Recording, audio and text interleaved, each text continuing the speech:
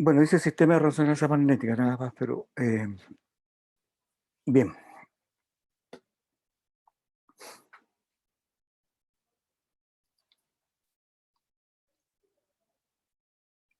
¿Qué es una resonancia magnética? La pregunta que uno se hace, ¿no es cierto?, cuando entra en este mundo. Este es un equipo precioso. Este es el mismo equipo, porque les muestro la foto, que el mismo equipo que está en el hospital en este momento. De unos 5. El mismo, pero esta es una foto de otro lado. Pero este es el mismo equipo que tiene el hospital actualmente. Espero, ¿no es cierto?, y Dios quiera que puedan pasar por ahí, no sé, con todo lo que está pasando con la pandemia, el mismo equipo, ¿ya? Bueno, si han leído algo, ¿no es cierto? Vamos a entrar al mundo. Disculpen un poquito que estoy de turno. No sé, me están molestando. Ah, ya. No. Bien, el mundo de la resonancia magnética. ¿Qué es?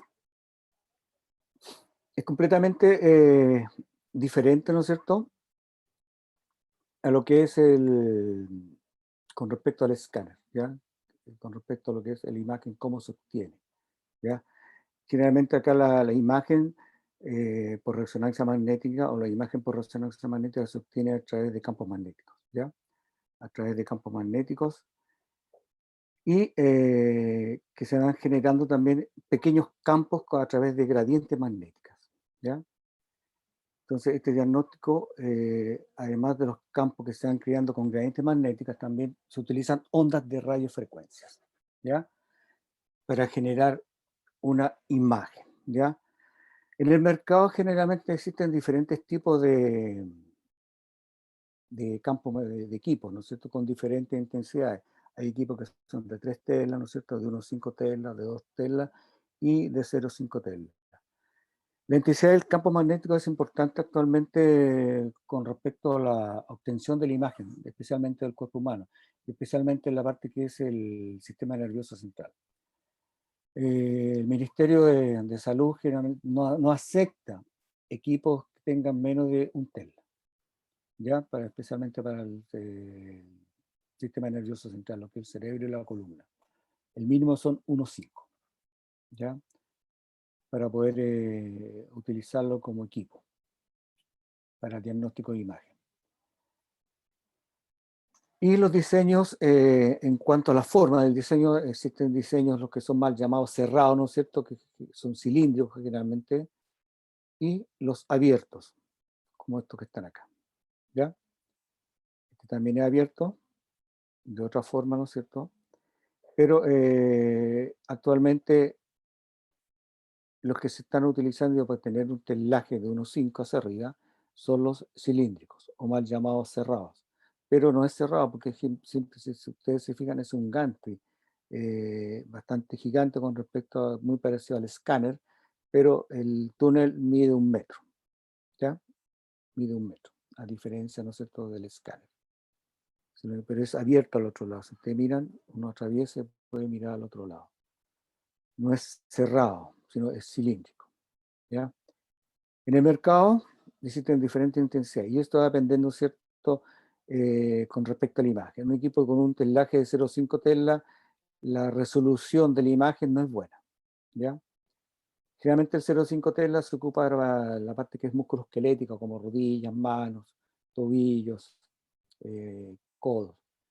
Pero ya en un equipo, o en el caso del sistema nervioso central, el equipo tiene que ser de 1,5 hacia arriba, ¿ya? Y actualmente de 3 telas. Y esto va también a depender, ¿no es cierto?, a un telaje mucho mayor, hay que tener mucho más cuidado con respecto a los accidentes que se puedan producir con los pacientes con respecto a las quemaduras, ¿ya? Telaje mucho más alto, hay que tener mucho más cuidado con respecto a la intensidad magnética del equipo, ¿ya? De 1,5 no es tanto, pero de 1 Tesla no es tanto, de 1,5 también. Entonces, por eso es importante, ¿no es cierto?, tener en cuenta en cuanto a la intensidad de un equipo de resonancia magnética, ¿ya? Si ustedes se fijan, hay que poner bastante atención con respecto, ¿no es cierto?, a que un equipo de un alto teslaje, la fuerza es tan increíble que puede introducir este tipo de enceradora que ocupan generalmente en las clínicas, ¿no es cierto?, para abrillantar los pisos. ¿Se fijan? Entonces se puede, y al introducirse, o sea que la intensidad del campo es tan alto, que esto, como es fierro total, como un fierro de fierro, material de fierro, y es un material ferromagnético, se pega al imán, entonces lo atrae y se pega y queda dentro del túnel. Entonces esto es un accidente bastante serio. ¿Por qué? Porque para sacar este aparato sin necesidad, ¿no es cierto?, de bajar el campo magnético, es bastante complicado porque habría que empezar a desarmar por pieza. La enceradora está completa. Entonces, eso. La otra es bajar el campo magnético, hacer un quench, que se llama, es quitarle, ¿no es cierto?, la intensidad del campo magnético y hacer un quench. Y ese hacer un quench en un equipo, por eso tienen que estar ustedes atentos cuando trabajen con equipos de intensidades altas, estar atento que cualquier material ferromagnético no puede estar cerca del imán, ¿ya? Y el producir un quench y bajar el campo magnético mínimo son 60 millones de pesos. Así por parte baja, porque para subir el campo magnético, y en este momento yo tengo problemas con el equipo de la clínica, de la cual hizo un quench, pero hizo un quench producto de la pandemia. Indura se dedicó a producir oxígeno. Entonces, el helio, ellos se preocuparon un poco en cuanto a la traída del helio, porque el helio no lo produce Indura acá en Chile, sino el helio se trae, el helio líquido que se utiliza para producir, enfriar el imán y producir la superconducción. El helio líquido se trae de dos partes del mundo, uno en Rusia y el otro en Alaska, de Estados Unidos, ¿ya? Entonces, hay que traerlo por avión. Y con producto de la pandemia, ahora el mundo entero se ha dedicado a producir oxígeno, oxígeno, oxígeno. Entonces, ahí caímos nosotros, en la cual el equipo fue perdiendo helio y llegó a un 20% de helio. Y hizo un quench y el campo magnético se fue a la chuña. Así que quedamos sin campo magnético. Y para producir, volver a subir el campo magnético, mínimo se necesitan 3 DIWAR. Después les voy a mostrar la imagen de los DIWAR. 3 DIWAR se necesitan, y ahí mínimo son 60 millones de pesos. Cada uno vale como 20 millones de pesos. Entonces, y la otra es traer un aparato gigantesco para levantar el campo magnético, porque no se levanta enchufándolo nomás, sino se trae un aparato que genera un campo magnético lo que tienen que traer de Santiago. Se supone que el camión tenía que llegar esta semana con los 3 DIWAR y el aparato para levantar el campo magnético nuevamente el equipo. Así que ya llevo como 2 meses sin el equipo. Producto de la pandemia nos quedamos sin helio. Así de simple. Entonces por eso le decía, bajar un campo magnético mínimo son 60 millones de pesos, por parte baja. Y volver a levantar el campo magnético. Bien, acá hay otro equipo, ¿no es cierto? Estos equipos que se pegan, ¿no? Generalmente hay elementos que tenemos en la sala, ¿no es cierto? Como inyectores, ¿no es cierto? O aparatos de anestesia. Generalmente con un campo magnético de 0,5, de un Tesla, no se pegaba y era más o menos compatible. Pero cuando uno sube el campo magnético a 1,5, porque el modelo de este equipo es de 1,5, el aparato que era compatible con un Tesla ya no es compatible con 1,5, entonces se pega. Y eso también hay que tener cuidado, ¿no es cierto?, con respecto a la intensidad del campo. Entonces todos los aparatos, tanto de respiradores, ¿no es cierto?, o inyectores que se utilizan en la sala de resonancia magnética, debido a la intensidad del campo magnético, tienen que ser compatibles con la intensidad con el resonador. ¿Ya? Por eso les puse lo que no se pegaba en un telaje, ¿no es cierto? Se puede pegar en otro que tiene un telaje mucho más alto. Bien. Los elementos de un resonador. ¿Ya? El equipo consta de un imán. ¿Ya? Un imán en la cual el campo magnético está generado por una superconducción, enfriado por helio líquido, y me permite que esta bobina, ¿no es cierto?, que generalmente son de titanio niobio, pueda yo generar un campo magnético, ¿ya? Mínimo 1.5 Tesla. También consta de 3 gradientes que van introducidas en el túnel, que también producen lo que hacen las gradientes magnéticas es alterar el campo magnético producido por el imán, ¿ya? Son 3 gradientes dispuestas en el espacio, en el cilindro, ¿ya? Las gradientes también emiten, ¿no es cierto?, una intensidad de campo mucho más pequeña, hasta medida en militesla, la gradiente, pero lo que hace es alterar el campo magnético. Porque cuando uno introduce un cuerpo, ¿no es cierto?, al campo magnético, no sucede nada. Como nosotros somos diamagnéticos, yo introduzco el cuerpo, no se produce nada. Pero para que se produzca algo y haya un proceso de absorción de energía, yo tengo que intervenir con un pulso de radiofrecuencia, ¿no es cierto? Y con gradientes magnéticas. Las gradientes magnéticas son el corazón propiamente tal del equipo, porque con la gradiente magnética yo obtengo la imagen, ¿ya? Yo obtengo la imagen. Y con el emisor de radiofrecuencia yo altero el campo magnético. Y una vez que uno emite una señal con el emisor de radiofrecuencia, yo necesito escuchar la señal que emite el cuerpo cuando el cuerpo ha absorbido ese emisor de radiofrecuencia. Entonces yo necesito las antenas. Con la antena yo escucho. Digo escuchar, yo obtengo una señal. ¿Ya? La imagen por resonancia magnética es completamente diferente al escáner, que es por absorción de rayos, ¿no es cierto? O intensidad de rayos. Acá es por intensidad de señales, que envía el cuerpo después de haber emitido un pulso de radiofrecuencia. Y a través de las antenas nosotros recogemos esa señal y se obtiene la imagen, ¿no es cierto?, de resonancia magnética a través de estas 3 gradientes. Entonces, por eso en resonancia magnética a uno nos permite obtener el plano axial, nos permite obtener el plano coronal y el plano sagital, con estas 3 gradientes. A diferencia del escáner, que nosotros obtenemos la imagen en forma axial y después por reformaciones, ¿no es cierto?, con MPR, uno puede realizar los cortes, hacer los cortes coronales y hacer los cortes sagitales. Acá no, yo obtengo imagen en sentido axial, sagital y coronal. No se hacen reformaciones, porque estoy obteniendo los 3 planos en el equipo. Bueno, el imán. Acá está el imán en la fábrica, ¿no es cierto?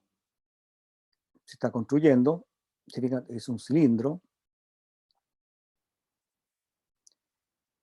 en la cual allí se están instalando lo que son el emisor de radiofrecuencia, ¿no es cierto? Se están instalando la gradiente, y al mismo tiempo estos son los DIWAR, estos son toneles gigantes, parecen toneles de cerveza, pero gigantes, en la cual se traslada, ¿no es cierto?, el helio líquido y ahí está la conexión para ingresarle, ¿no es cierto?, helio líquido al imán.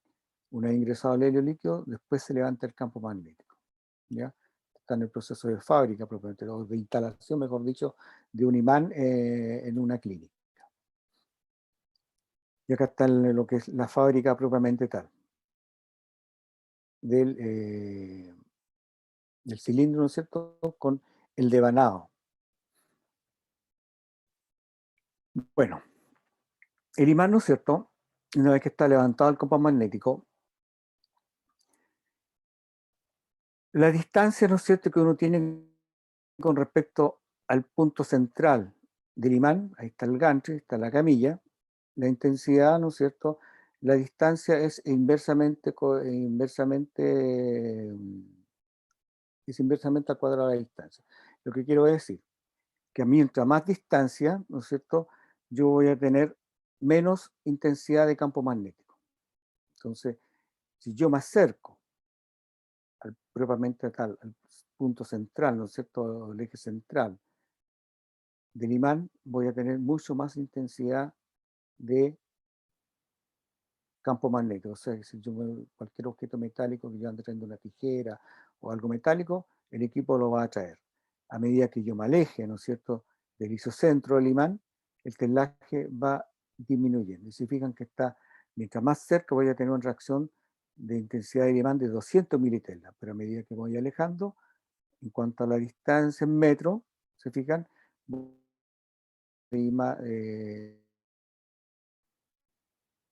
intensidad del campo magnético mucho menor. Ahí está la sala de control, se fijan, la camilla con paciente, la camilla, y esta es la entrada de la puerta. Entonces, se fijan que las ondas, ¿no es cierto?, o el flujo magnético gira alrededor del imán y sale hacia afuera. Por eso es importante, ¿no es cierto?, que los imanes no deben ser instalados cerca de algún estacionamiento o cerca de algún ascensor, porque solamente ya el paso del vehículo acá me va a distorsionar el campo magnético, y al distorsionarme el campo magnético al mismo tiempo va a producir alteración en cuanto a la imagen. Por eso es importante que ningún elemento metálico esté cerca. Generalmente, bueno, eso lo vamos más adelante, los imanes, ¿no es cierto?, se colocan en unas jaulas que son de Faraday, completamente, tanto el techo, las paredes, el piso, es una jaula de Faraday en la cual está con cobre completamente cubierta, en la cual no puede entrar ninguna onda de radiofrecuencia. Cualquier onda de radiofrecuencia que ingrese altera el campo magnético y ya deja de ser homogéneo, y al mismo tiempo la señal, la imagen es distorsionada. Entonces yo, mientras más cerca del imán, voy a tener, ¿no es cierto?, más intensidad del campo magnético. Entonces se mide, ¿no es cierto?, más o menos una distancia de 5 metros, esa es la línea de Gauss que se llama, o sea, la línea en la cual un paciente, ¿no es cierto?, puede estar con un marcapaso sin problema. Se fijan que la salida de control está a una distancia de 5 metros más o menos del isocentro del imán, para no alterar, ¿no es cierto?, el campo magnético probablemente tal. Bien, esa es la intensidad del campo magnético, ¿no es cierto?, en metros. Se fijan, de los 5 metros a los 7 metros. En este sentido que va de norte a sur, se fijan, en este eje la intensidad del campo magnético es mucho mayor, el flujo, ¿ya? Pero en el sentido, en este sentido, ¿no es cierto?, que vamos a decir en el sentido transversal, ¿no es cierto?, la intensidad del campo es mucho menor. ¿Por qué? Porque uno hacen este dibujo, los técnicos, por el hecho de que en las paredes acá hay un fierro dulce. Lo que hace en las paredes, fuera de la jaula de Faraday, ¿no es cierto?, colocan un tablón de ferro dulce justo en el isocentro para que el campo magnético sea mucho más homogéneo. Entonces por eso se ve esa distorsión acá, ¿ya? 20 horas. Se pone un planchón de fierro dulce que hace que la intensidad del campo magnético sea mucho más homogéneo. Bien, Profe, disculpe, ¿a qué se ¿me refiere con escuchan bien? sí, ¿Aló? escucha bien? Bueno, ¿alguna consulta con respecto a lo que estamos en la intensidad del campo magnético? Profe, ¿a qué se refería con fierro dulce?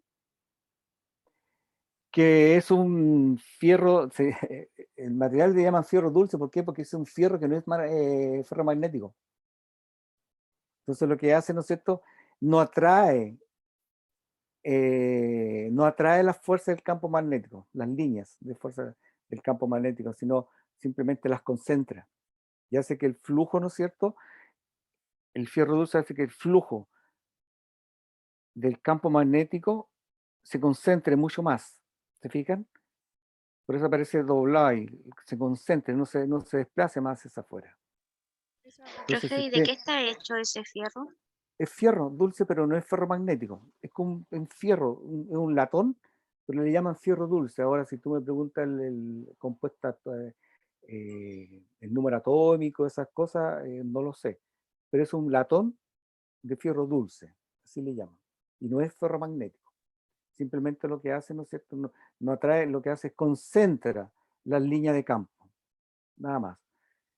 y lo colocan justo a nivel del isocentro del imán. Calcula el técnico, ¿no es cierto? El instalador calcula dónde está el isocentro del imán y ahí. Entonces hace que las fuerzas del campo magnético o las líneas se concentren mucho más, ¿ya? Para que el campo magnético sea lo más homogéneo posible.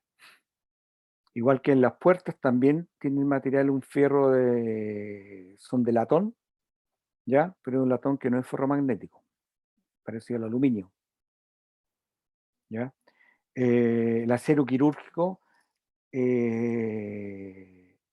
también, ¿no es cierto?, no es ferromagnético, el acero quirúrgico, ¿ya?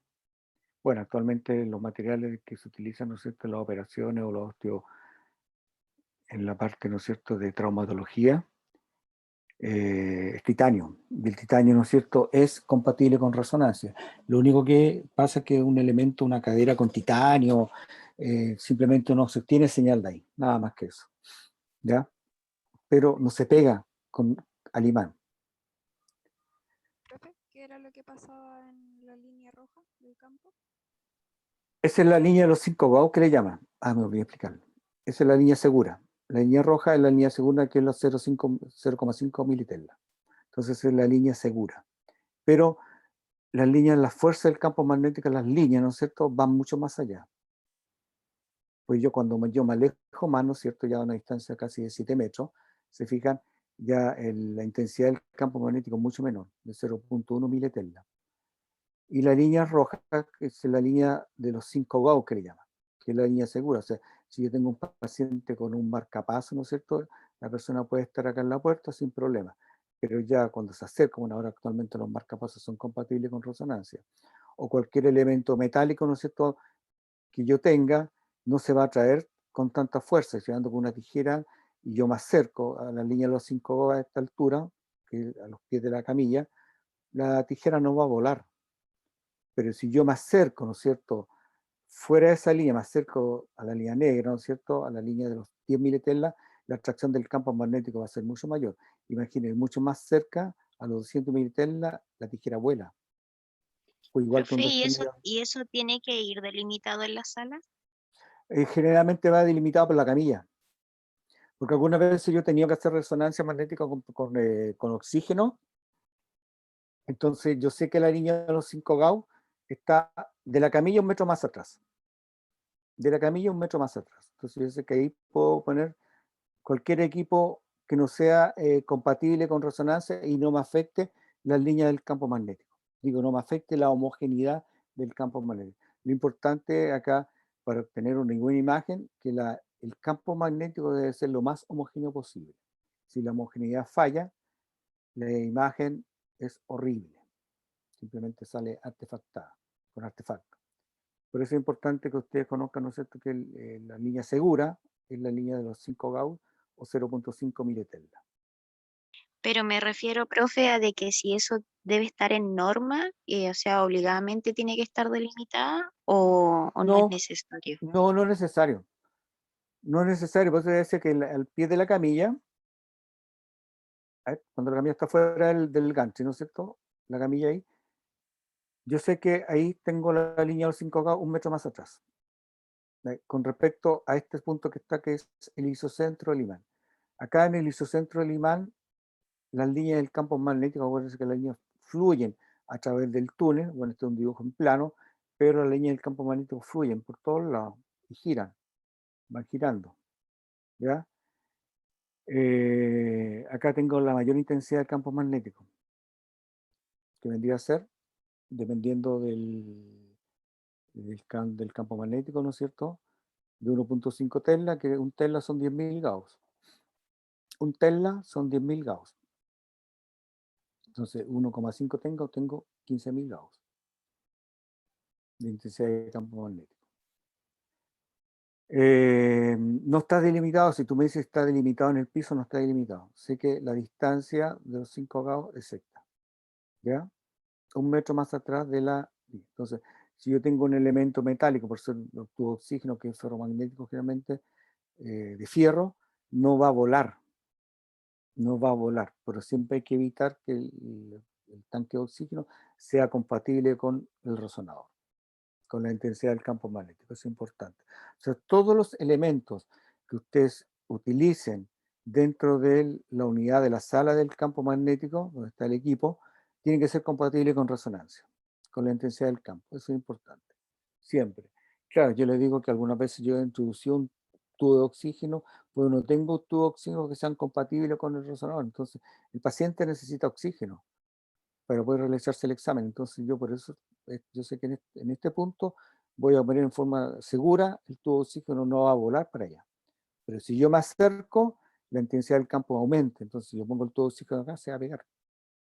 Y han habido accidentes en algunas clínicas, hace como 3, 4 años atrás, hubo un accidente por un tubo de oxígeno que el paciente iba con el tubo de oxígeno y el tubo de oxígeno voló y mató a la persona que estaba acá adentro. Esto fue en la India, unos 3, 4 años atrás más o menos. Pero han habido accidentes por elementos metálicos que no son compatibles con resonancia. Por eso es importante que ustedes conozcan, ¿no es cierto?, que el equipo o todos los elementos que estén en la sala deben ser compatibles con la intensidad del campo magnético. Ningún material que sea ferromagnético. Nada. Las tijeras que la enfermera andan con algunas tijeritas, cosas por el estilo, tampoco. Entonces, cuando uno ingresa a la sala, tarjetas magnéticas, celulares, cualquier elemento metálico, llaves, todo eso tiene que hacer. Generalmente el paciente debe ingresar a la sala casi en puros, en ropa interior. Solamente en ropa interior. Entonces con una batita ingresaba a la sala, sin ningún elemento metálico. Y a mí me ha pasado algunas veces que yo, a una señora, por no se sacar el pantalón, mejor le hice sacar la ropa de la cintura, pero era un cerebro. Entonces le hice sacar la ropa de la parte superior y le puse la bata, y el pantalón se lo dejé para que no se incomodara generalmente y quedara en ropa interior y pasara. Entonces la hice pasar y no sabía que en los pantalones llevaba llaves y llevaba monedas. Y las llaves volaron hacia el campo magnético. Entonces, si ya está acostada y las llaves vuelan, le puede pegarle la cara. Por eso es importante, cualquier elemento metálico debe estar fuera. Y si ustedes ingresan con alguna tarjeta magnética, la tarjeta magnética muere. La banda magnética que tiene muere. Bueno, ahora son todas con chip, pero muere. Y ahí tienen que ir al banco, reponer la tarjeta, es un lío. Por eso es importante. Y bueno, ahora los marcapasos también son compatibles generalmente ahora con resonancia. Ya, y eso lo vamos a ir viendo en el laboratorio también. ¿Ya? Bien, para no atrasarnos más, vamos a mirarlo. Bueno, hay diferentes tipos de imanes. Hay Profe, imanes que son, ¿sí? y por ese mismo riesgo de peligro que genera esta intensidad de campo, ¿no sería una buena idea demarcar esta línea roja para conocerla en forma más precisa, especialmente para el operador? No, pero los técnicos como nosotros ya sabemos que la línea de los 5 cabos es a esa altura. Esa que uno la conoce, pero como una seguridad extra, a pesar de que uno la Mira, conoce, algunas salas, especialmente claro, bueno, generalmente yo se las nombro porque usted no la conoce, pero en este caso, en la sala que tengo yo no está desmarcada, pero hay salas que tienen marcado en el piso. ya. Sí, por eso lo decía, porque Claro, entre más en el seguridad piso mejor. tienen claro, tienen Marcar una demarcado línea no me va una a afectar línea, la sala. exactamente. En algunos servicios tienen demarcado la línea de los 5 grados, que es la línea segura, ¿ya? Tienen Y como demarcado. es Entonces, roja, incluso, por ejemplo, los claro, pacientes podrían asociarlo. Es rojo, es algo que no me debo acercar si no me dicen nada. Generalmente uno como no, paciente, generalmente al paciente, disculpa, generalmente al paciente uno le hace una encuesta, y eso lo vamos en el exacto. laboratorio. Uno le hace una encuesta y le explica cómo es el examen, ¿ya? Ahí lo vamos a ver en el primer laboratorio que hace la próxima semana, ahí viendo toda la encuesta que se realiza, ¿no es cierto? Se le indica al paciente todo con respecto, antes de ingresar al imán, al paciente uno le hace una encuesta y le explica cómo es el examen, ¿ya? Así que ahí lo Ujú. vamos a ver, ¿ya? Y los riesgos, ¿no es cierto? Y vamos a ver lo que es la seguridad, más que nada, en las partes de los laboratorios, ¿ya? Ahora se lo estoy explicando en grandes rasgos, así más o menos, para que conociéramos más o menos dónde está la línea de los 5 Gauss, que es la línea segura, ¿ya? Y que la intensidad del campo magnético, a medida que, ¿no es cierto?, es inversamente proporcional a la distancia, ¿no es cierto? Mientras yo más cerca voy a tener más intensidad, mientras más lejos, la intensidad va a ser mucho menor. Eso es importante, ¿ya? Ya, muchachos. Seguimos. Bueno, hay diferentes tipos de imanes. Hay imanes que son permanentes, ¿ya? Que actualmente ya no se fabrican, que eran eso de con magnetita, ¿no es cierto? Pero un tremendo equipo, ¿ya? Porque no consumía electricidad, ¿ya? Pero el campo magnético era muy poco potente, generalmente eran de 0.25 tesla más o menos, ¿ya? Pero la calidad de la imagen muy mala, así de simple. Entonces estos equipos ya no no se realizan, o sea, no se fabrican, mejor dicho, ¿ya? Después salieron los electroimanes, ¿no es cierto?, que eran resistivos, que eran electroimanes, se producía, ¿no es cierto?, el campo magnético con corriente resistiva, ¿ya? A través de un fierro, hacía un devanado y producían se produce el campo magnético. Actualmente ya no existen ya tampoco se fabrica, ya consumía mucha electricidad, el campo magnético era muy pequeño también y se podía apagar el campo. ¿Por qué? Porque eran resistivos, o sea, yo le hacía pasar corriente, ¿no es cierto?, a través de un devanado y yo producía el campo magnético. Entonces se llaman resistivos. Ya, pero actualmente estos son los que nos interesan a nosotros, los superconductores, ¿ya? Los que producen superconducción a través de un devanado y enfriado por helio, ¿ya? La superconducción. La superconducción a nosotros nos permite generar un campo magnético, ¿ya? ¿Consumen mucha electricidad?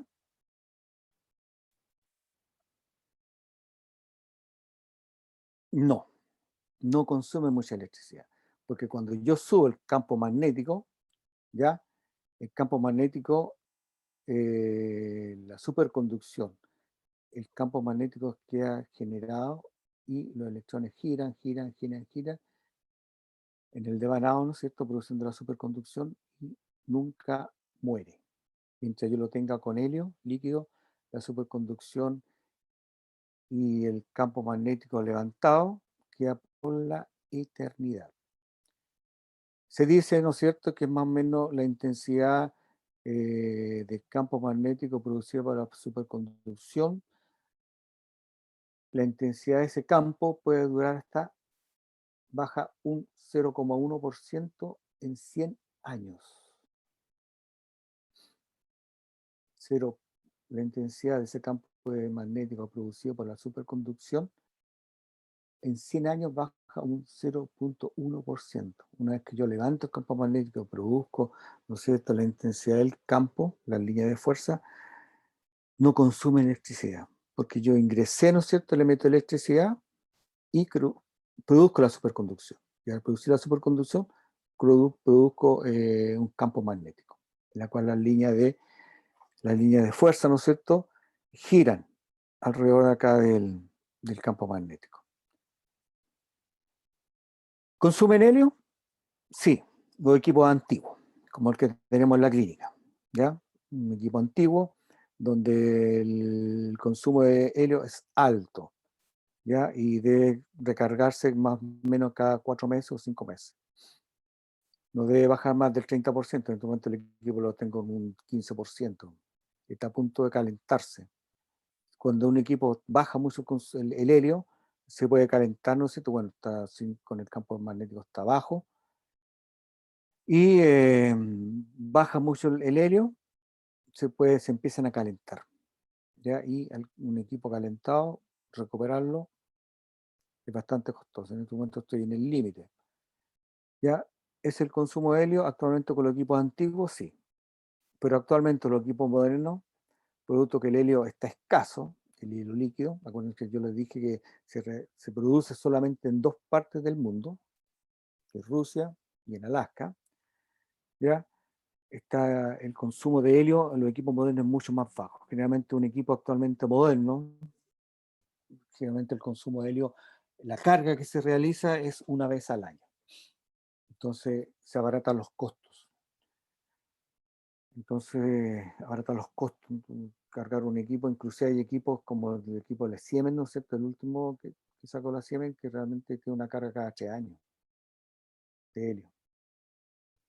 Por eso los exámenes de resonancia magnética que costaban, cuando empezó la imagen diagnóstica por resonancia magnética, hacerse una rodilla costaba alrededor de unos 400.000 pesos, como parte mínima, casi 600.000 pesos.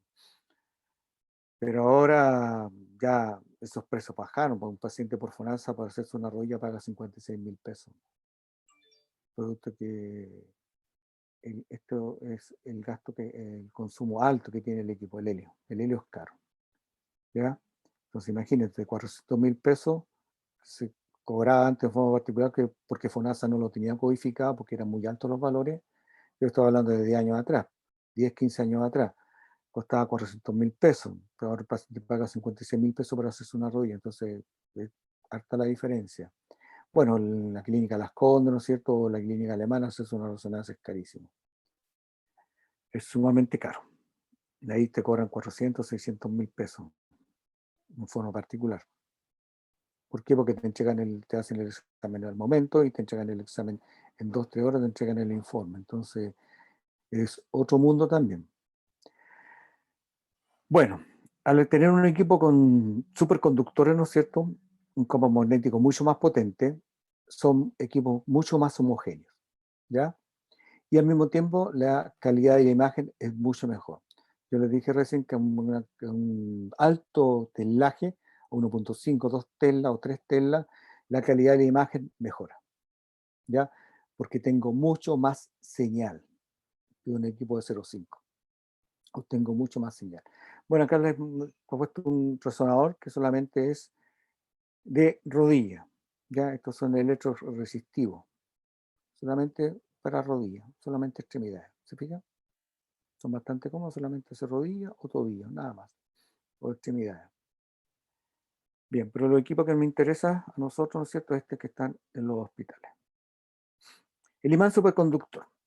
Ya, de la carcasa, el gantry, el túnel. Generalmente el túnel tiene un diámetro. ¿Ya? Generalmente actualmente el diámetro de un túnel son de 58 centímetros de diámetro. ¿Ya? 60. Actualmente el Avanto no, el Ingenia, la Siemens, que es de 1.5, de 3 telas, de 1.5, quiero decir. El túnel es el mayor que hay actualmente, que es de 70 centímetros. ¿Ya? ¿Por qué es importancia la parte del túnel? Después lo vamos a hacer más adelante, porque es por la homogeneidad del campo magnético, nada más que eso. ¿Ya? Bien, el imán superconductor, lo que nos interesa a nosotros, ¿no es cierto?, no es la parte técnica, propiamente tal del imán, pero nos interesa que tiene diferentes capas, ¿ya? Para que ustedes, porque generalmente los técnicos deben saber más o menos cómo está formado, esto es la parte de ingeniería propiamente tal o de la fabricación del equipo. Pero es para que se den cuenta, ¿no es cierto?, que el imán, el gantry, contiene varias capas, ¿ya? Lo que nos interesa, ¿no es cierto?, es la bobina del cilindro. ¿Se fijan? Y tiene diferentes bobinas. El devanado.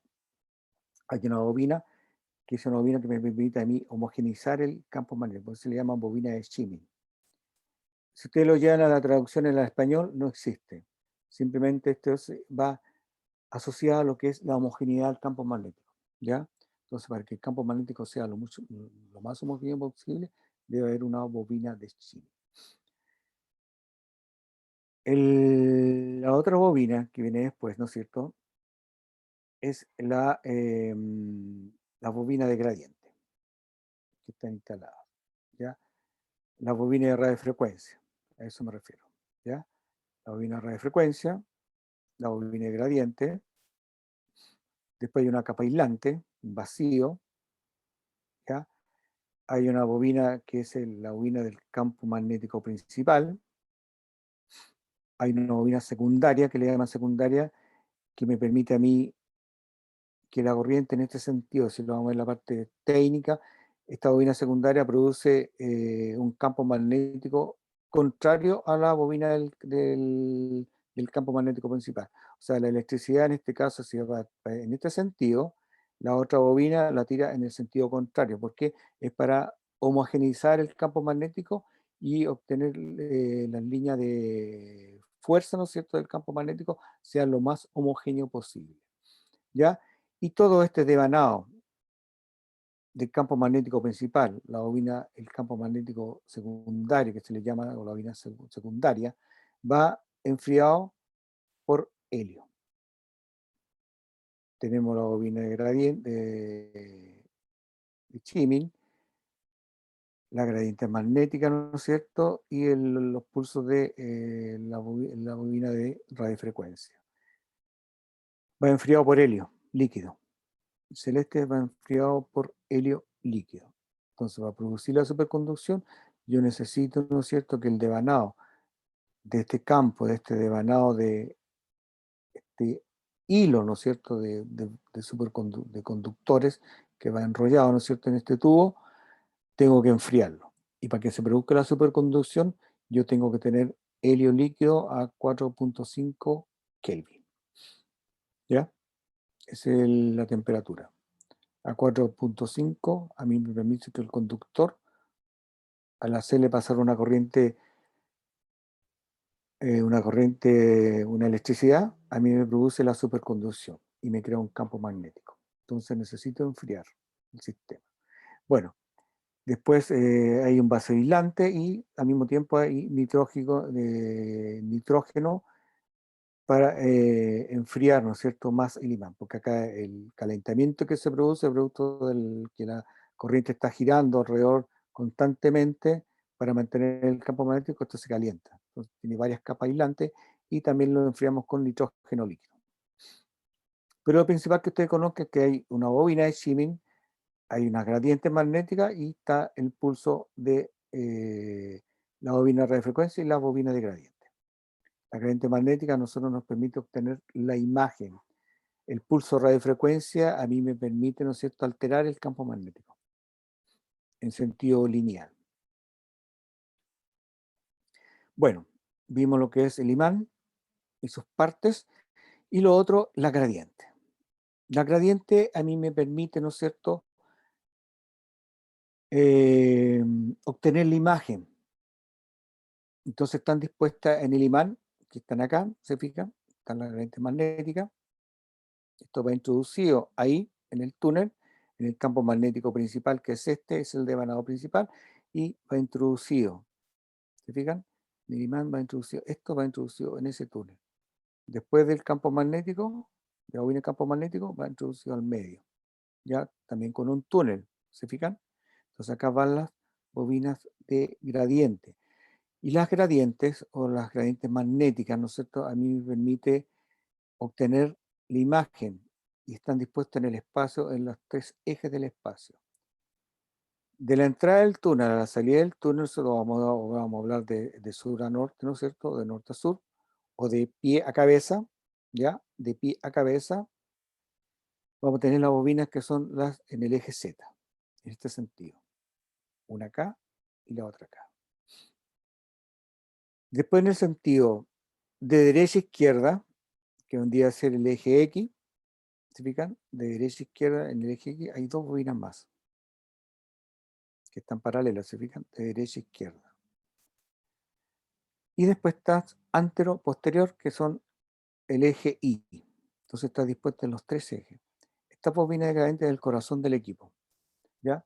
Acá nosotros, con estas gradientes, en los tres sentidos, me permite obtener los planos coronales, los planos sagitales y los planos axiales.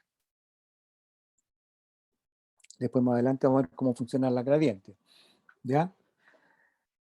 Pero así va dispuesto, entonces van puestos, ¿no es cierto?, en el interior lo que es el devanado del campo magnético.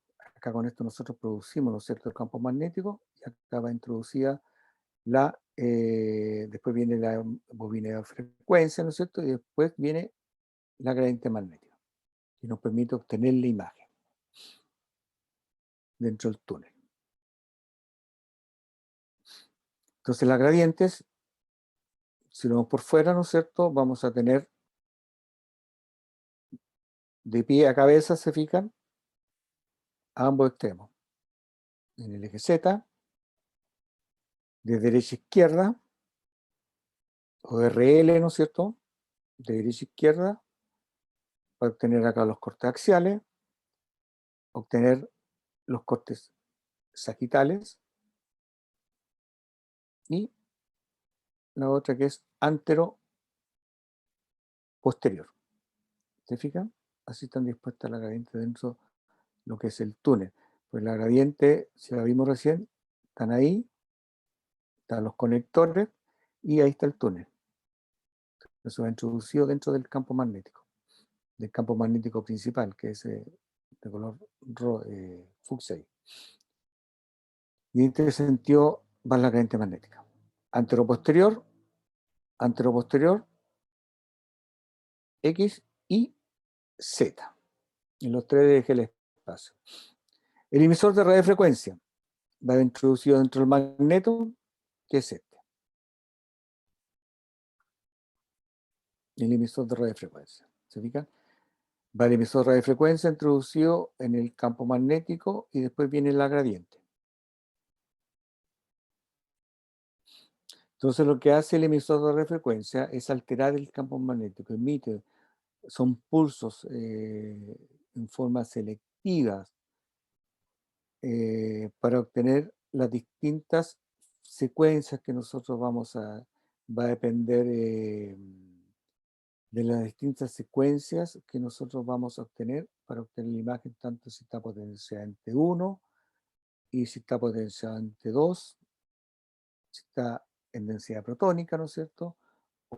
O en difusión, o en susceptibilidad magnética, que es la actualmente la última, con los equipos modernos, ¿ya? Como secuencias. Bien. Son pulsos selectivos que me permiten a mí alterar el campo magnético. Y eso me permite a mí obtener la potenciación. Potenciación es contrastar, ¿no es cierto? Obtener una imagen. Eso es potenciación. Contrasto en T1, contrasto en T2, contrasto en densidad protónica, o contrasto en difusión, o en susceptibilidad magnética. Y después todas las otras técnicas, más adelante lo vamos a ver, no se complica. Usted me va a preguntar qué es T1, qué es T2, pero T1 es un contraste que nosotros tenemos, ¿no es cierto?, de este mundo que es la resonancia, es una imagen contrastada en T1, T2, difusión. Y generalmente son 5 nomás, que son T1, T2, densidad protónica, difusión y susceptibilidad magnética, no hay más. Y después están las técnicas que se llaman, que son STIR y FLARE. Y después de ahí nacen un montón de familias hacia los lados, ¿ya? Pero las 5 potenciaciones o contrastes que yo tengo por imagen, por resonancia magnética, son 5. T1, T2, densidad protónica, difusión y susceptibilidad magnética, nada más. Y las otras son técnicas, las formas de obtener la imagen, que es para anular las grasas y anular el agua. Entonces tenemos STIR, que anula la grasa, tenemos FLARE, que anula la señal del agua. STIR anula la señal de la grasa. La grasa es un problema en resonancia magnética, porque aparece en todas partes, ¿ya? Pero es un problema.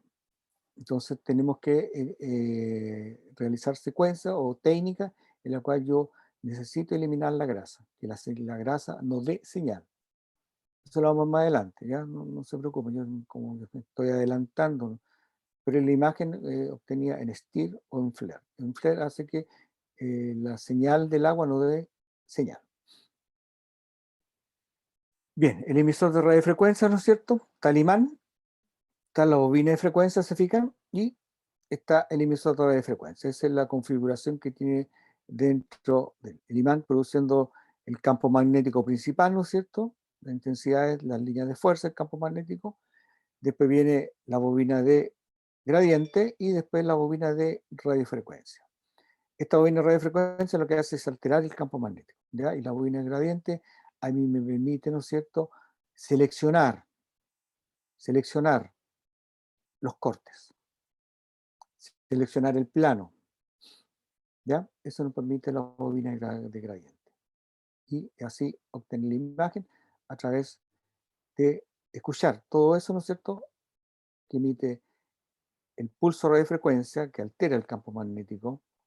La bobina gradiente también altera el campo magnético, pero altera en el sentido de que en qué parte de la zona del cuerpo yo quiero obtener señal. Por eso las bobinas gradientes son importantes, como el corazón del equipo.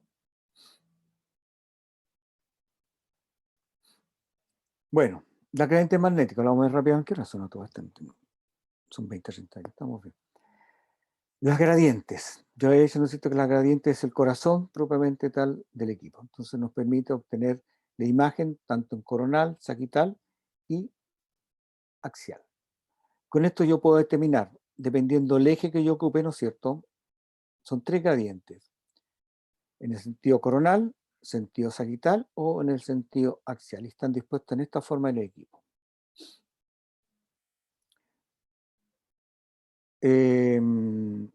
¿Cómo explicarle este monito?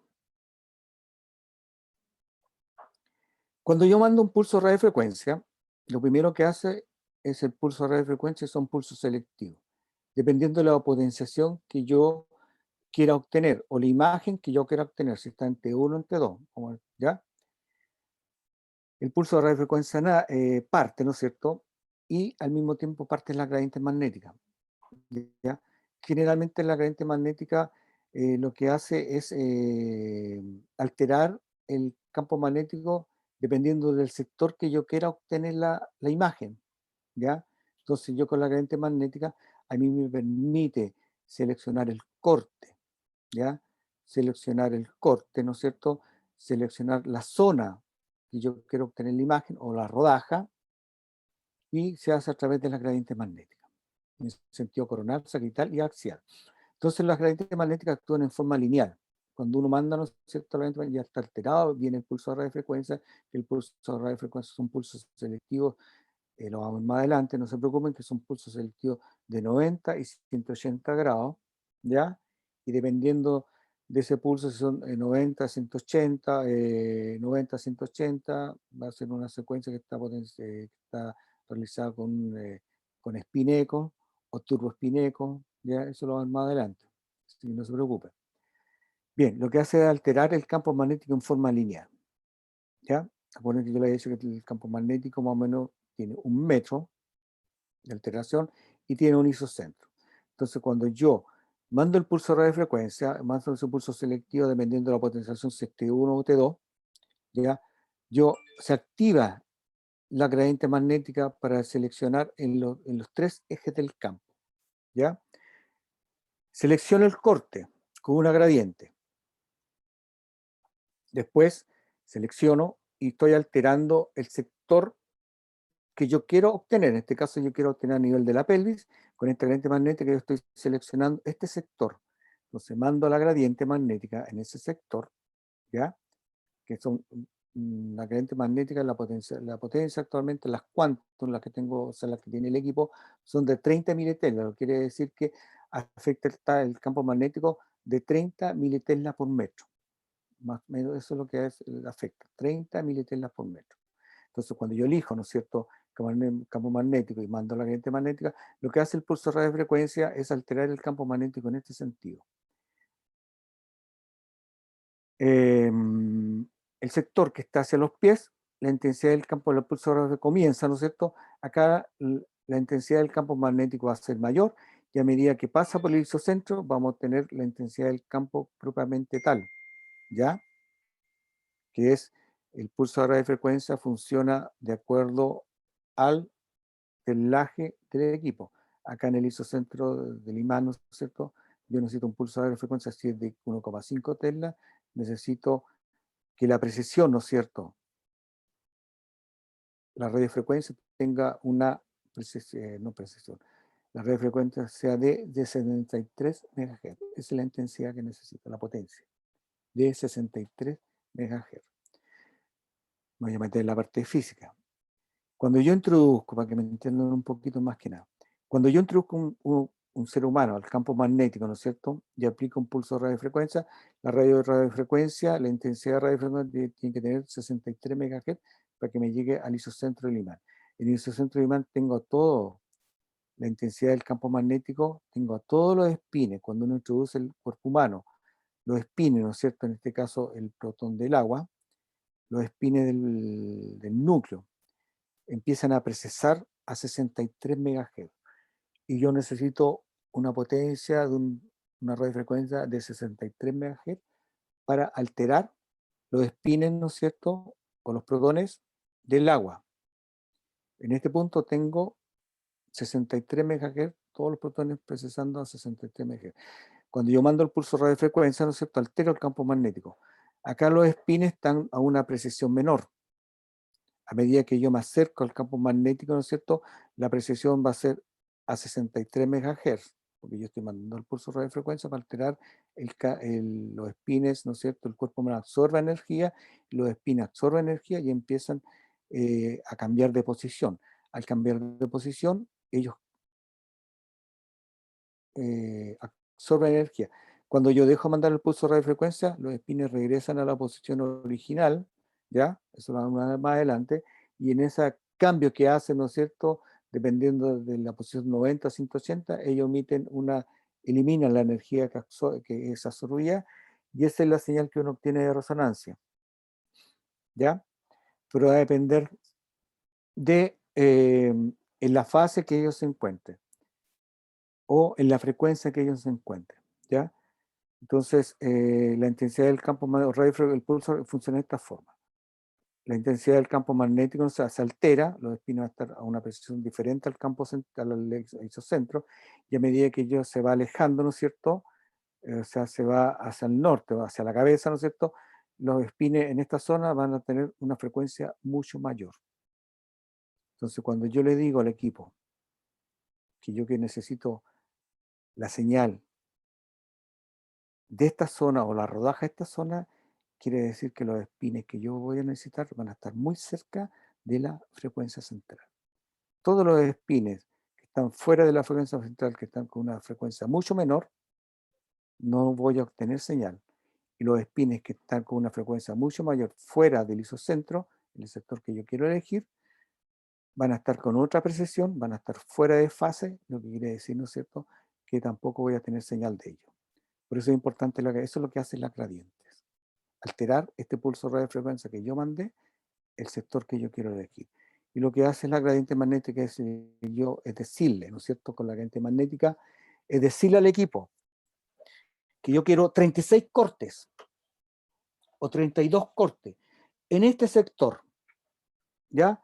Y lo quiero en este sentido, y se lo digo con la gradiente magnética, lo quiero en este sentido, que quiero de C2 hasta T1, 32 cortes, de 2 milímetros, en este sentido, ya siguiendo el espacio, y en este sentido, en los coronales. Entonces yo tengo dos scouts, tengo un scout que obtengo, ¿no es cierto?, un corte sagital y un scout frontal.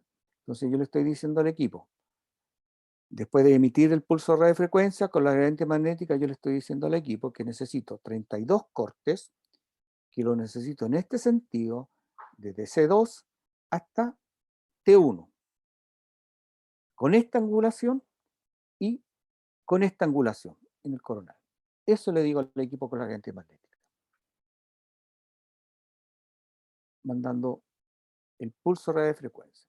Entonces lo que hace, ¿no es cierto?, es la gradiente magnética a mí me permiten seleccionar el corte. Por eso le decía. Le digo al equipo que quiero 32 cortes de 2 milímetros, desde C1 hasta T1. Entonces, los spines, yo me estoy adelantando un poquito a lo que es la física, no la física probablemente tal, pero a los spines que están dentro de ese pulso de frecuencia, ¿no es cierto?, con la gradiente magnética a 63 MHz, los spines que estén lo más cerca del isocentro del imán, voy a obtener señal de ellos, los que se acercan al isocentro. En este caso yo estoy eligiendo el isocentro, ¿se fijan? Quiero cortes de C2 hasta T1. En este sentido, con esa angulación y con esta angulación frontal. Entonces lo que le estoy diciendo al equipo, que quiero seleccionar el corte de 2 milímetros. Entonces aplico una gradiente de selección de corte. ¿Se fijan? En el sentido axial, en este caso. ¿Ya? Porque se fijaron, yo le estoy diciendo al equipo que quiero cortes axiales desde C1 hasta T1. 32 cortes de 2 milímetros. En este sentido, paralelo a los espacios. Y en este sentido, paralelo al espacio en el scout coronal. Y selecciono la gradiente que es, son 3 gradientes, yo le había dicho, ¿no es cierto? Que era la Z, la X y la Y, ¿ya? Entonces aplico la gradiente de selección de corte, ¿ya? Pues fíjense una cosa, esto asemejan los espines, ¿ya? Cuando yo introduzco al paciente, ¿no es cierto?, en el campo magnético, los espines están girando y en este caso vamos a hacer que están con la misma frecuencia y están en la misma fase. ¿Se fijan? Cuando están en el campo magnético. Pero cuando yo aplico el pulso de radiofrecuencia y junto con el pulso de radiofrecuencia selecciono la gradiente, porque cuando yo elijo el pulso de radiofrecuencia va junto con la gradiente de corte. Aplico, los espines cambian, dependiendo del sector, cambian de posición. Cambian de posición. Entonces, los espines en este sentido funcionan de mayor intensidad a menor intensidad. En un sentido, como hay dos gradientes, una acá y otra acá, la otra gradiente la mando en el otro sentido, porque actúan dos, porque acá le estoy demostrando en forma pedagógica, ¿no es cierto?, que la gradiente actúa en este sentido. Mayor intensidad a menor intensidad. ¿Ya? Y en el otro sentido, la otra gradiente que está, la axial, también empieza, pero empieza de mayor a menor. Entonces los espines, ¿no es cierto?, que están procesando, su frecuencia y su fase se van a ver alteradas, porque estoy seleccionando el corte. Entonces al equipo digo que quiero cortes axiales de 2 milímetros, que puede ser a nivel de la cabeza, ¿no es cierto?, a nivel del tórax, a nivel de la cresta ilíaca, del abdomen, a nivel de los muslos, a nivel de las rodillas, a nivel de las piernas o tobillo. ¿Ya? Selecciono el corte, pero todavía al equipo no le digo qué sector. Entonces, cuando yo aplico la gradiente de fase, en este caso, le digo, ¿no es cierto?, que quiero los espines a nivel del abdomen. Entonces aplico la gradiente, en este caso, en el sentido, los cortes son axiales, que es la Z. Entonces yo le digo a la otra gradiente, dependiendo, ¿no es cierto?, si yo puedo elegir, puedo cambiar, acá puedo cambiar, si es la X o la Y. ¿Cómo voy a hacer la codificación de fase? Si es de RL o anteroposterior. En este caso, estoy eligiendo, cuando es abdomen, generalmente lo elijo RL, generalmente siempre equipo la bobina X, ¿ya? Anteroposterior, AP. Entonces le digo al equipo que quiero con una codificación de fase, con la gradiente de fase, o gradiente magnética de fase, le digo que quiero los cortes a este nivel. Varios cortes, sí, porque son multicortes, en este caso estamos viendo un solo corte. Entonces, ¿qué le digo al equipo? Que necesito, ¿no es cierto?, el corte axial, y con la codificación de fase necesito los espines. Voy a saber, ¿no es cierto?, el equipo va a saber, con esta selección de fase que estoy eligiendo a nivel del abdomen, el corte, voy a tener todos los espines que están en fase. Entonces, sí voy a saber con la gradiente de fase, voy a saber en el sentido anteroposterior cuál es la parte anterior y cuál es la parte posterior de la imagen que voy a obtener. Entonces voy a obtener cuáles son los espines que están en la parte anterior y cuáles son los espines que están en la parte posterior. Entonces acá se dice que los espines están todos en fase, con la gradiente de fase. Voy a elegir corte, ¿no es cierto? Y dije a nivel del abdomen, al aplicar la gradiente de fase. Entonces tengo todos los espines en fase y el equipo va a saber, ¿no es cierto? Yo estoy diciendo al equipo y el equipo sabe cuál es la parte anterior y posterior, con la fase, en este sentido AP. Y después aplico la otra gradiente magnética, que es la I, ¿no es cierto?, en el sentido RL, que es la gradiente de selección de frecuencia. Entonces tenemos la fase, tenemos la frecuencia, porque ya el corte ya lo elegimos, sabemos que es este nivel. Entonces, el equipo ya sabe con la fase cuál es la parte anterior y cuál es la parte posterior, los espines que están en la parte anterior y los espines que están en la parte posterior. Con la codificación de frecuencia, el equipo, ¿no es cierto?, voy a saber los espines que están con diferentes frecuencias con respecto al derecho, al izquierdo. Entonces voy a tener espines que están con la misma frecuencia, ¿se fijan? Y con una fase diferente, pero la misma frecuencia. Entonces, estos espines que están a ambos lados, tanto derecha e izquierda, están en fase diferente por la posición, pero tienen la misma frecuencia en el corte. Entonces voy a tener una fase y una frecuencia. Con la frecuencia yo no puedo obtener la señal. Realmente cuando los espines están en fase, quiere decir que tienen la misma frecuencia. O sea, la señal que voy a tener, ¿no es cierto? El equipo le estoy diciendo que este es el derecho, todos los espines están con la misma fase y la misma frecuencia. Acá los espines del lado izquierdo están con una frecuencia diferente, o sea, están con la misma frecuencia, disculpen, pero en una fase diferente. Con la misma frecuencia, muy cercano al isocentro del imán. Entonces, todas las señales que yo voy a obtener, ¿no es cierto?, de la posición de los espines, si están en fase, y con la misma frecuencia, el equipo le estoy diciendo cuál va a ser el derecho y el izquierdo. Este spin tiene la misma frecuencia, pero está en fase diferente. ¿Se fijan? Entonces la señal va a ser diferente. Igual este spin está con una fase diferente, está con la fase contraria. ¿Se fijan?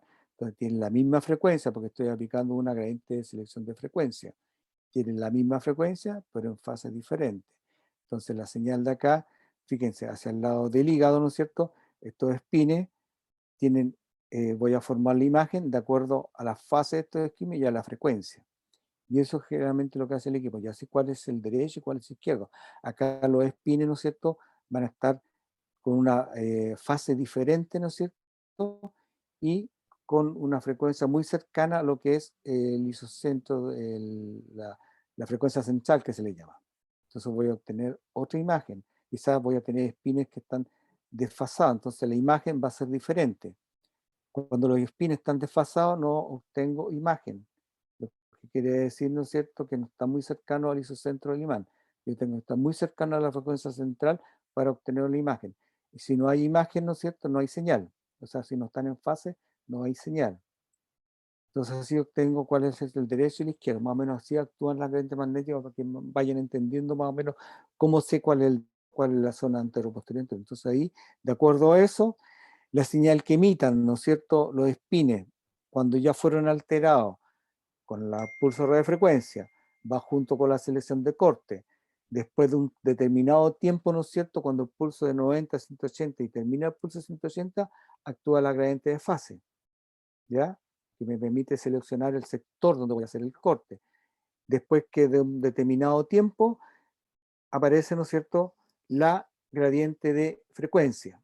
Esto es sumamente rápido, todo es rápido. Son pulsos de frecuencia que son de milisegundos, así que es todo rápido, ¿ya? Y cambio de posición de los espines. Cuando los cambio de posición, ellos emiten una señal. Y eso es lo que estoy haciendo con las gradientes magnéticas, seleccionando. Y para escuchar la emisión, después de emitir, ¿no es cierto?, después de dejar de emitir el pulso de radiofrecuencia, ¿no es cierto?, y después de haber mandado el pulso de radiofrecuencia, y esto se va produciendo en una secuencia que se llama 90-180, 90-180, 90-180, 90-180, es el pulso selectivo. Y es sumamente rápido, y en un tiempo se va dando, en milisegundos. 400 milisegundos yo estoy potenciando en T1. Arriba de 3000 milisegundos yo estoy potenciando en T2. Entonces es sumamente rápido. Y con la gradiente de corte, con la gradiente de fase y la gradiente de frecuencia, sé de dónde el equipo sabe de dónde proviene la señal. Si es la parte anterior, posterior, derecho, izquierdo. Y eso, una vez que deja de emitir el pulso de radiofrecuencia, se obtiene una señal. Y yo para escuchar esa señal, cuando los espines regresan a la posición original, yo la señal la obtengo con las antenas, que son las famosas bobinas, no bobinas de gradiente, son antenas, o bobinas le llaman, pero son más llamadas bobinas, son antenas. Entonces ahí tenemos una antena de cerebro, que es una jaula, la de abdomen, puede ser una antena de abdomen, tórax, pelvis, la puedo usar en extremidades también, en mulo, piernas, ¿se fijan? La de cerebro, que es una jaula, después el paciente se apoya ahí y esto se corre, tiene el Philips, este es un equipo Philips, ¿eh? Y la bobina, para obtener la señal que emiten los espines, después de haber mandado el pulso de radiofrecuencia y haber activado las gradientes, en la bobina de mama. Con eso yo escucho la señal que emiten los espines después de haberlos cambiado de posición. Y esto es lo que hace la antena, ¿no es cierto? Bueno, algunos lo vamos más adelante, algunas antenas son transmiten la radiofrecuencia y al mismo tiempo reciben. En este caso, esta bobina que es de abdomen y esta que es la de la mesa, ¿no es cierto? Propiamente tal, reciben solamente, reciben señal, no emiten radiofrecuencia. Pero está el emisor de radiofrecuencia, que es del transmisor, el imán. Entonces, esta recibe la señal una vez que yo he alterado el campo magnético con el pulso de radiofrecuencia, dependiendo si es T1 o T2, ¿no es cierto? Y con la gradiente magnética seleccionando el corte, seleccionando la fase, ¿no es cierto? Y seleccionando la frecuencia, determinando dónde hacia arriba, dónde la parte anterior, posterior del corte, ¿no es cierto? Y el lado derecho, izquierdo, y eso va a depender de los espines si están con la misma frecuencia, con la misma fase.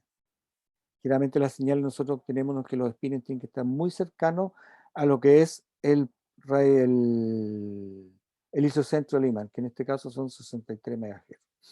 Físicamente después lo vamos más adelante para que me entiendan lo que le estoy explicando, pero más o menos en forma resumida, ¿no es cierto?, en forma más didáctica, las gradientes magnéticas nosotros nos permiten, ¿no es cierto?, saber dónde quiero obtener la señal, dónde hacer el corte, qué está arriba, qué está abajo, con la fase, y que está al lado derecho e izquierdo con la frecuencia.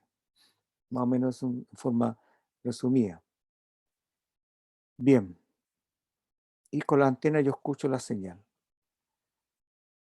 No sé si los compliqué o si me entendieron un poquito la clase, que es una introducción más que nada a este mundo con respecto al equipo. Yo no grabé la clase, ¿eh? Así que María Ignacia, me olvidé, no sé si podrá mandarme por favor María Ignacia, ¿me escucha? Sí, profe, yo se lo Me puedo lo manda mandar.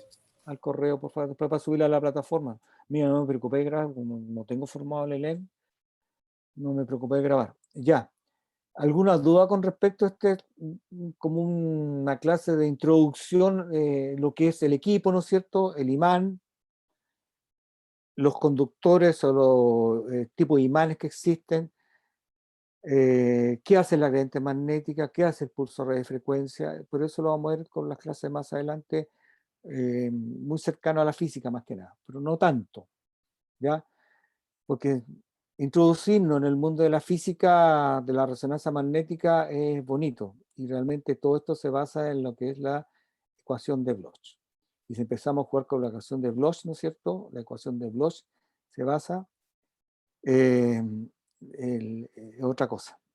Hay que entender un poquito de física. Yo entiendo hasta por ahí más o menos. Pero cuando uno empieza a digregar, ¿no es cierto?, la ecuación de Bloch y a trabajarla, uno sabe por qué se produce ese fenómeno, el T1, cuándo se produce el T2, y la ecuación de Bloch explica por qué es el 60% o el 40%, ¿me entienden?, de los espines que emiten, dan señal, cosas. Y es bastante entretenido, pero nosotros lo vamos en forma más simple, ¿ya? En cuanto a este mundo de obtener la imagen por resonancia magnética con campos magnéticos y pulso radiofrecuencia y gradiente magnética. ¿Dudas con respecto a lo que acabo de explicar? Esto es un resumen más o menos de lo que vamos a ver durante el semestre, ¿ah? Es un resumen. Lo que vamos a ver, ¿no es cierto?, en cuanto los espines, eso lo vamos a ir viendo a poco, ¿ya? Cómo se produce el pulso de radiofrecuencia, cómo potencia el T1, cómo potencia el T2, pero en forma resumida y un poco más didáctico. Acá le hice como una introducción general a todo, y en el laboratorio vamos a ir separando más o menos lo que es seguridad, ¿no es cierto?, y los componentes del equipo propiamente tal, donde uno trabaja. Ya, niños, ¿dudas? ¿Jóvenes? ¿No, profe? No, profe. ¿No? No, profe, ninguna. Espero que me hayan entendido, pero más o menos esa es la idea. El mundo, o sea, cuando uno Profe, introduce, mañana ¿con nace bien. qué? No me acuerdo si dijo alguna bibliografía de la que podamos apoyarnos. Ah, ya, yo no le subió generalmente el Gili. El Gili ve un poquito de, yo se lo voy a subir después, cuando tenga la plataforma, pero yo creo que entre sus compañeros lo pueden bajar, por ahí lo tiene, o yo se lo voy a mandar al correo. Ese sería Ya, uno. profe, gracias. Después hay otras, resonancia hecha fácil, que es bastante entretenida. Después hay cosas, a ver, espera un poquito, voy a compartir un poquito el mundo de la resonancia hecha fácil, pero generalmente lo que nosotros utilizamos, me baso más que en el Gili, pero el Gili ve mucho lo que es la parte física, pero el que le guste la física lo va a entender. Profe, ¿y el sharing? El sharing también sirve. ¿Qué es eso? La resonancia hecha fácil. Ay, no se abrió. Que hay varias cosas. No sé por qué no se abrió.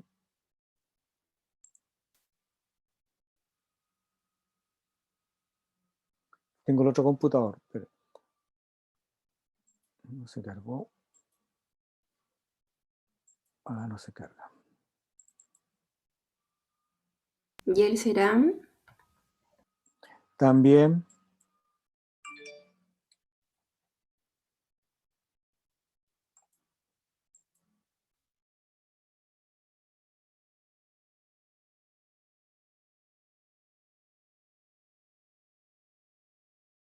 Puedo compartir esto. Ay, no me deja compartirlo. ¿Dónde está? ¿Por qué no me deja compartirlo?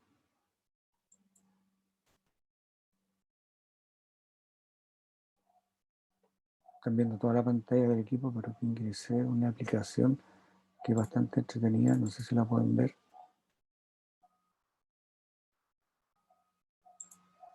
Es medio antigua, pero es continuar. A ver si la puedo.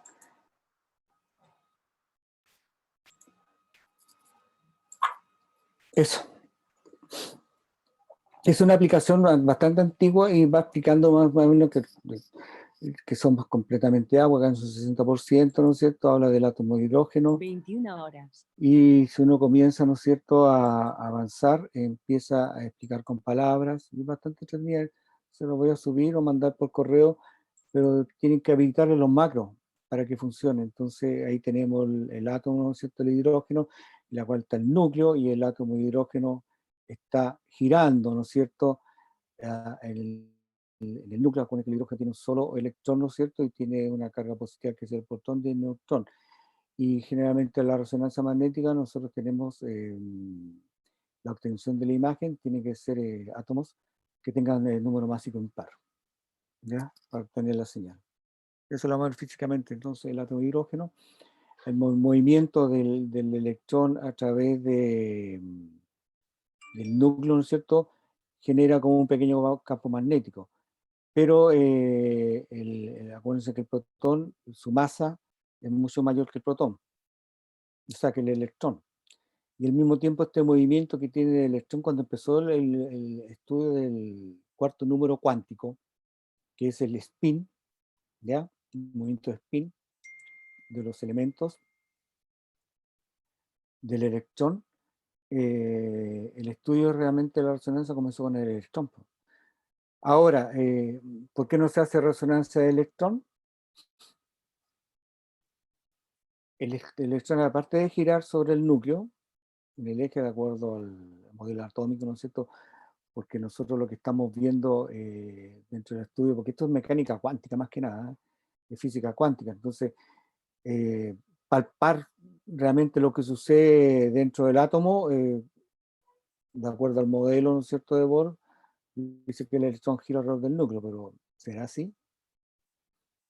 Y que tiene un movimiento de spin.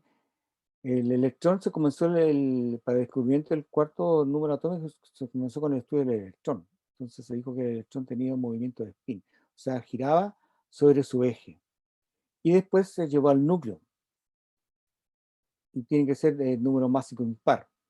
Entonces el protón, al mismo tiempo,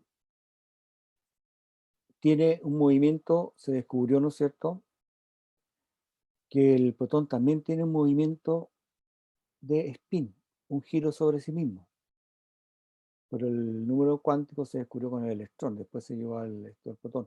Entonces, el protón, ¿no es cierto?, tiene un giro sobre sí mismo. Porque yo tengo esto, es como un pequeño imán, cuando es como un pequeño dipolo magnético, el spin. Por decir, cuando hablo de spin es el protón de hidrógeno. Entonces gira sobre sí mismo. En el cuerpo humano, como tenemos millones de protones, ¿no es cierto?, ese dipolo magnético no afecta tanto, no interfieren y se anulan entre sí, ¿ya? Se anulan. Pero cuando yo someto someto el cuerpo humano a un campo magnético de gran teslaje, en este caso que 1,5 Tesla, este spin, producto de su movimiento, ¿no es cierto?, de giro sobre sí mismo, reacciona ante el campo magnético. Ese movimiento de spin que tiene el protón de hidrógeno, ese movimiento que tiene sobre sí mismo, en el cuerpo humano no pasa nada. Están girando. Esto es un estudio se dice que es así, ¿ya? Pero ¿cómo se obtiene la señal? Si la única manera de tener la señal de resonancia magnética es por el hecho, ¿no es cierto?, que yo al cambiar de posición este spin absorbe la energía. Y él, para eliminar esa energía, da una señal. Y esa señal la capta la antena. Y dependiendo en el sitio donde esté. Si está en el hueso, para que me entiendan un poquito, si está en el hueso, tengo muy pocos protones de hidrógeno. Pero también hay grasa. Y la grasa también da señal. Entonces, si yo me voy a la cortical del hueso, casi no hay nada de protones. Entonces, cuando el equipo lee y dice, de acuerdo a la codificación de fase, de acuerdo a la codificación de frecuencia, de selección de corte, justo en el sector, ¿no es cierto?, donde pasa, ¿no es cierto?, y empieza a entregar la señal, en el sector del hueso, donde no hay espines, no hay a obtener señal. Entonces, ¿qué me dice el equipo? ¿Qué le asigna a la imagen? Le asigna un negro, color negro. No tengo señal. ¿Qué asigno? ¿Qué color? O sea, ¿qué gama de grises? Ah, no hay señal. Le da un negro. En cambio, en el sector donde hay agua, donde hay grasa, hay bastantes espines, ¿no es cierto? Y que están muy cercanos a la frecuencia central del equipo. Los espines que están muy cerca de la frecuencia central del equipo es donde yo voy a obtener la señal, porque yo estoy seleccionando con el pulso selectivo de radiofrecuencia, estoy seleccionando, más la selección de corte, selecciono el sector que yo quiero. ¿Se fijan? Entonces, en ese sitio va a decir, mayor cantidad de señal porque tengo más espina, entonces voy a tener una señal blanca. ¿Qué le asigno dentro de la escala? Blanca. Y así se va formando la señal. Pues realmente la señal, producto de ese movimiento, que es el cuarto número cuántico, ¿no es cierto?, el movimiento de spin tanto del electrón como del protón, resulta que ese movimiento de spin que está dentro de nuestro cuerpo, que nosotros, ese spin hace un torque cuando yo lo introduzco en campo magnético. Y ese torque comienza un movimiento de precesión, porque va contrario a su campo magnético que está produciendo. Entonces hace un giro, como un torque, y gira y empieza a tener un movimiento de precesión. Reacciona ante el campo magnético. El campo magnético es de un alto teslaje, ¿se dan cuenta? Reacciona y empieza un movimiento de precesión, que la cual nosotros con la frecuencia del Larmor sabemos a cuánto, dependiendo de la intensidad del campo magnético. Yo con la frecuencia del Larmor yo sé que ese spin está a 63 MHz justo en el centro del imán. con la frecuencia del arco. Entonces, eso es realmente, por eso hablamos de señal. No sé si me están entendiendo. Entonces, producir esto es bastante entretenido. ¿Se fijan? Cuando un cuerpo gira la Tierra, el protón crea un campo magnético. Entonces, se supone que la Tierra también crea un campo magnético al girar sobre su eje. ¿Sí o no? Sí. Y cuando yo lo someto a un campo magnético, comienza un movimiento de precesión, como una peonza. ¿Ya? Y este giro, ¿no es cierto?, es porque reaccionó ante el campo magnético. Es bastante entretenida esta. Bueno, hay un poquito yo estoy explicando más físicamente. ¿Se fijan? Y tenemos millones. Pues.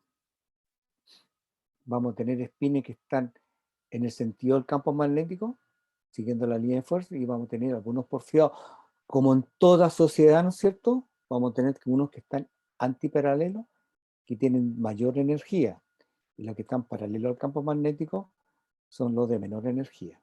Entonces tenemos núcleos de baja energía que van a favor del gobierno, y tenemos núcleos de alta energía, los que están en contrario al gobierno, para ponerlo un poquito más actual, ¿no es cierto? Pero fíjense, a nivel atómico, tenemos una sociedad en la cual siempre va a existir, ¿no es cierto?, el lado contrario, o como se dice, el yin y el yang, ¿ya? Esto al someter al espino a un campo magnético. Pero en el cuerpo tenemos millones, pues, del hidrógeno. Entonces vamos a tener espines que van a estar con la misma frecuencia, con la misma fase posiblemente, y algunos que tengan la misma frecuencia, la misma fase, la misma energía, se van a anular. De esos millones de espines que hay. Entonces la señal que vamos a obtener nosotros van a ser los espines que están paralelos y antiparalelos. Los que tienen el mismo sentido se van a anular. ¿Fijan? O acá tenemos diferentes sentidos en el cuerpo humano. Entonces, ¿qué pasa? Cuando yo lo someto al campo magnético, los espines todos se ponen en la misma posición. Entonces, todos se ponen a precisar en la misma posición cuando yo lo someto a un campo magnético. Unos están en el sentido campo magnético de menor energía, el protón, y otros que están en el sentido contrario, dentro de un campo magnético, en el sentido contrario. Los espines que tengan el mismo sentido, ¿no es cierto? Este está al revés. Este indica el sentido, pero está al lado contrario. Los espines que tengan el mismo sentido, ¿no es cierto?, y la misma frecuencia, se van a anular.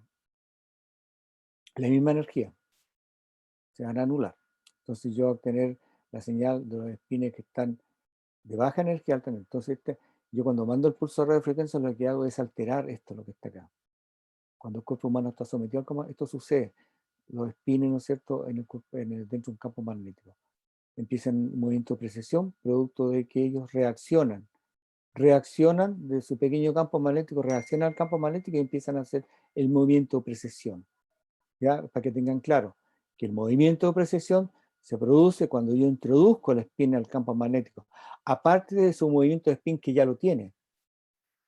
Ya tiene ese movimiento, que es el cuarto número cuántico, movimiento de spin, que se dice que es así.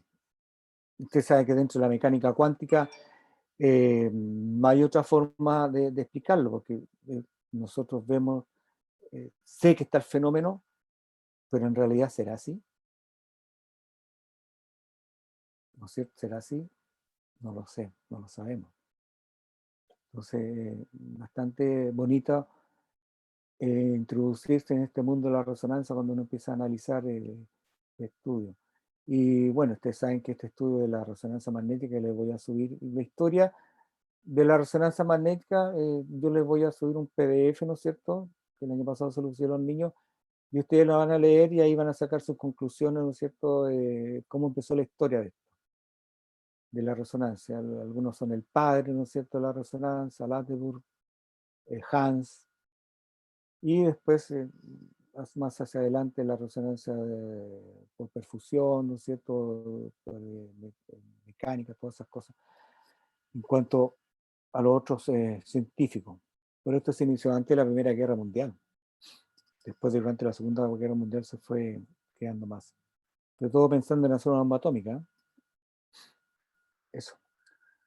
Nace está bonito. ¿Se fijan? Entonces, esta aplicación, cuando yo mando un pulso de radiofrecuencia, lo que le hablaba recién, ¿se fijan? Estoy mandando el pulso de radiofrecuencia, lo que hago es cambiarle de posición.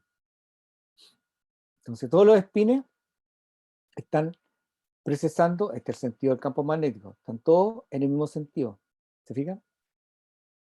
Pero siempre van algunos porfiados, en este caso nos lo está mostrando. Entonces los protones absorben energía y hay cambio en energía, ¿no es cierto? Entonces los protones que estaban de baja energía han saltado al de alta energía. Los que están en el sentido campo pasan a alta energía, ¿se fijan? Absorben energía. Cuando yo aplico el pulso de radiofrecuencia, entonces una vez aplicado el pulso de radiofrecuencia, yo dejo de emitir, ¿no es cierto?, el pulso de radiofrecuencia y regresan, el protón que está de baja energía regresa a su posición original. Vuelve a su posición, después de emitir esa onda, ¿se fijan? Entonces, la señal que obtenemos, cada punto de esa imagen, ¿no es cierto?, o interpretación visual de esa onda emitida por el cambio de energía que tuvo el spin, ¿no es cierto?, al dejar, se relajan. Por eso se habla de la, vamos a ver después más adelante, lo que es la relajación longitudinal y lo que es la relajación transversal, ¿ya? La relajación transversal es cuando nosotros tenemos la señal, cuando yo cambio de posición. La longitudinal no. Y eso de la relación transversal y longitudinal me permite que cuando está la relación longitudinal esté 1 y cuando la relación transversal esté 2. Si lo estoy resumiendo rápidamente, entonces ahí yo obtengo una imagen y interpreto la imagen, ¿no es cierto?, dependiendo si hay más espines o menos espines, o más protones de hidrógeno, menos protones de hidrógeno. Y ahí se obtiene, ¿no es cierto?, la señal, ¿no es cierto?, y después con el campo magnético, y después la corriente magnética a mí me permite determinar los cortes, el sector que yo quiero, con la fase y la frecuencia. No sé si les gustó eso, pero es en forma como resumida, ¿se dan cuenta? Es un programa bastante antiguo, pero más o menos da a entender cómo giran los espines cuando uno está en alta energía o baja energía. No sé si les gustó. Se lo voy a mandar también a María Ignacia para que lo vean en una carpeta, pero funciona. Voy a dejar de compartir la pantalla. Es una, dice resonancia animada, que es bastante entretenida. No sé si les gustó. Para que entiendan más o menos todo lo que estábamos hablando acá recién. Ya jóvenes, no les quito más tiempo. ¿Dudas? Esa resonancia animada, cuando la abran y vayan leyendo, ¿no es cierto?, vayan viendo que es entretenido, la animación, lo que se produce realmente en el cuerpo humano cuando uno envía un impulso de radiofrecuencia, o lo que sucede con los protones de hidrógeno cuando uno lo introduce en el campo magnético, es eso.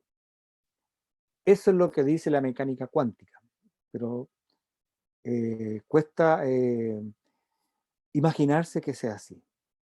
Da hecho. Ahora la pregunta, la voy a hacer ahora, generalmente siempre la hago después. ¿Por qué no se hace resonancia de electrones? Y se hace resonancia de protones, de hidrógeno, y no de protones. ¿Alguien sabe? Es ¿Por qué un no? protón, en el caso del hidrógeno. Pero Claro, o es un protón, pues hay número másico impar. Es un protón, exactamente, el caso de hidrógeno. Y nosotros tenemos un caso de un 60 o 70% de agua. También se hace, también se hace resonancia. ¿Ah? También se hace. Ah, dime, disculpa. Y otras moléculas, por ejemplo, tienen muchos electrones. En este caso, como yo me baso en el hidrógeno solamente, que tiene un puro protón, es más fácil de... Y tiene solo hidrógeno, tiene un solo electrón. Po. Exacto, y tiene un solo electrón.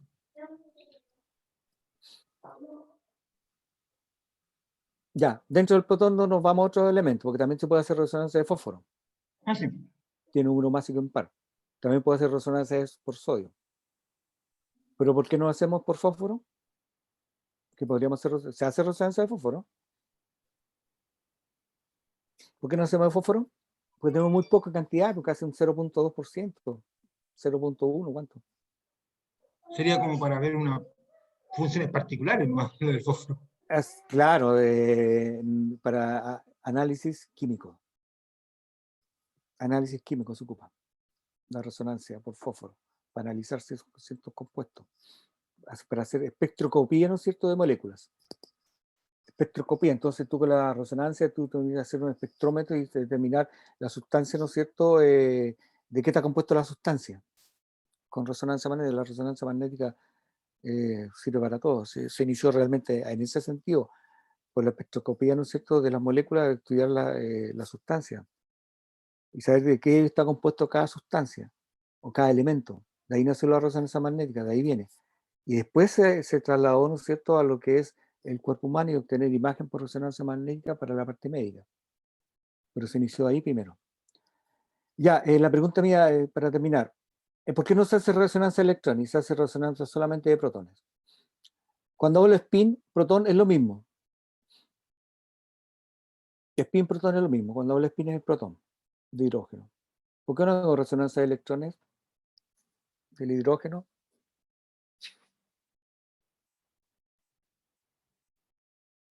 ¿Alguien me puede responder?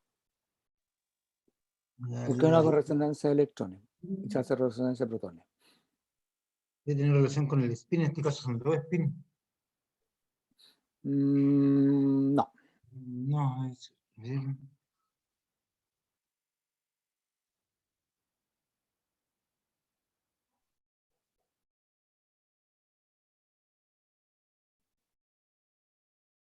¿Por qué motivo no se hace resonancia de electrones? Porque quizá la radiofrecuencia emitida por el equipo no afecta a los No, electrones. no. Es solamente física cuántica. O física. O química. El electrón, bueno, el electrón está en movimiento más amplio que el protón. Yo les dije recién, ¿no es cierto?, que el electrón también tiene un movimiento de spin. Sí, De ahí nació, ¿no es cierto?, que el protón del hidrógeno, ¿no es cierto?, también tenía un movimiento de spin que gira sobre sí mismo. Y ahí nació el cuarto número cuántico. sí, pero el protón no tiene un movimiento translacional como el electrón, aunque sea en una nube No, porque, electrónica. o sea, aparte del electrón de girar a nivel del núcleo, ¿no es cierto?, tiene un movimiento de spin, un giro sobre sí mismo, así como la Tierra, que gira alrededor del Sol, ¿no es cierto?, y tiene un movimiento de rotación. Es lo mismo, para comparar. Entonces, el electrón gira sobre el núcleo y tiene un movimiento de spin, gira sobre sí mismo. Después, dentro de los estudios, se estudió, ¿no es cierto?, que el protón dentro del núcleo también tiene un movimiento de spin. Y se transforma, al tener ese movimiento de spin, forma como un pequeño campo magnético, como un pequeño dipolo. Y ese movimiento de spin a nosotros nos permitió, ¿no es cierto?, que al introducir un cuerpo humano, el spin del protón, ¿no es cierto?, el spin reacciona, producto de su movimiento que tiene sobre sí mismo, reacciona ante el campo magnético haciendo un torque. Y al hacer el torque, reaccionar ese pequeño dipolo con el gran campo magnético, el spin empieza el movimiento de precesión a girar como una peonza sobre sí mismo. Reacciona. Hace sentido contrario. Por eso digo de torque. Por eso hablo torque. Hace un pequeño torque. Es a nivel atómico. Pero la pregunta mía va al hecho de que ¿por qué no hago resonancia de electrones de hidrógeno? No veamos otro elemento.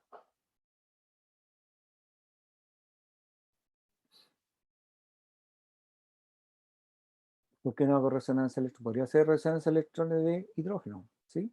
Tengo un solo electrón, tengo un solo protón en el núcleo. Y en el hidrógeno tengo un solo electrón. ¿Podría hacer resonancia de electrón? ¿Por qué no se hace?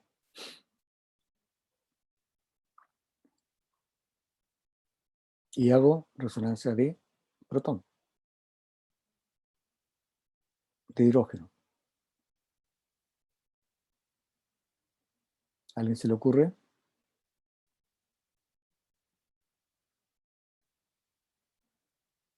¿Cómo anduvieron en física?